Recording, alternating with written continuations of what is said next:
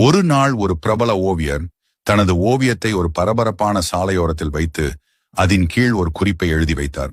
அந்த குறிப்பு என்னவெனில், இந்த ஓவியத்தில் ஏதேனும் தவறு இருந்தால் அதை அந்த இடத்தில் குறிக்கவும். மாலை அந்த ஓவியர் தனது ஓவியத்தை சரிபார்க்க வந்தபோது ஓவியம் முழுக்க நூற்றுக்கணக்கான குறிகள் இருந்தது. இதை கண்டு அவர் மிகவும் வருத்தமாகி துக்கத்துடன் தனது ஓவியத்தை எடுத்து அமைதியாக வீடு திரும்பினார். இந்த அனுபவம் அவருக்கு சோகத்தை அளித்து அடுத்த சில மாதங்கள் ஓவியம் வரைவதை தடுக்கவும் செய்தது. இதை கண்ட அவரது தாயார் மகனை பார்த்து மிகவும் வருத்தப்பட்டு மகனிடம் கூறினார், நாம் இன்னொரு முயற்சி செய்யலாம். இந்த முறை ஒரு பெயிண்டிங்கை எடுத்துக்கொண்டு மாறுபட்ட ஒரு குறிப்புடன் அதை அங்கு வைத்து பார்ப்போம். ஓவியர் சரி என்று அடுத்த நாள் அவர் அந்த பெயிண்டிங்கை அதே இடத்தில் வைத்து கீழே ஒரு புதிய குறிப்பை எழுதினார்.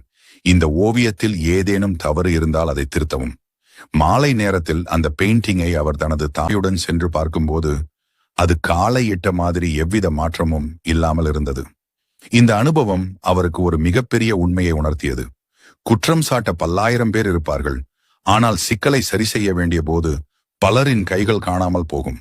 நம் திறமைக்கான மதிப்பை நிரூபிக்க வேண்டியது அடுத்தவர்கள் இல்லை, அது நமக்குள் இருக்கிற நம்பிக்கையில்தான்.